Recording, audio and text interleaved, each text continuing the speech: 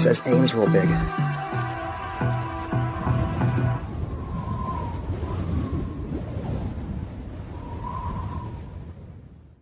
Hi everyone, happy you could join me for this video. I got a good one for you today. You know, on June 12th, I went out onto the Fort Wayne line for Norfolk Southern, but instead of going to Highland Crossing, I would catch some things in a different place, in Rochester, as a matter of fact. It's just outside of the west end of the Conway rail yard, and it didn't disappoint. I actually had to write down a list of all the things that I would catch this night. First would be a westbound manifest that would take the Youngstown line. It was just your typical 14 or 15M that you would expect to see on the Youngstown line, which is a daily set of trains. But this one had maintenance of way equipment on it. Though it wasn't a lot, I thought it was still interesting enough to put into the video. And after that, I would catch the Amtrak 29, which would be rolling through slowly because of a lot of traffic from NS going out, and the fact that they were running slightly behind, so they had to take their time coming through. And actually, off camera, I listened to them on the radio as they were doing a roll-by inspection at Conway. Thought it was bizarre for Amtrak to have a roll-by inspection, but that was what the case was. Shortly after that, I would catch the Interstate Heritage Unit on a westbound intermodal as it would just make its way through, and I thought it was fun to catch it, even though it wasn't leading. I always love catching the creamsicle. Just after that, another westbound manifest for the Youngstown line would go through, featuring even more maintenance of way equipment. This one had a lot more on it than the previous train, and I thought it was interesting enough that instead of just catching it at Rochester, I would chase after this one to catch it on the Youngstown line. It was a lot of fun, and was successful in catching it in Wampum, PA. After that, I would trek my way back as I knew the Central of Georgia Heritage Unit was on its way on another intermodal, and this time it was leading. I would race back to New Galilee, where I would get there just in the nick of time. I would pull up to the tank set of tracks. I call it the tank because there's a VFW there with a tank on display, and that's where the gates are. And I would just literally pull up, not even be able to get any lights out, as it would come highballing right through. So I'm happy I was able to catch that regardless.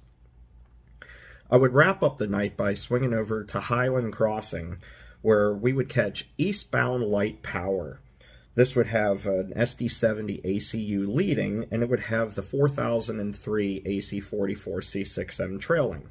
The AC44C6M 4003 is one of those black mains with the silver body on it. You may have seen a few of my other videos featuring the mains on there, but thought it was fun to catch and to wrap up the night with. So with that said, let's go trackside and catch all the action.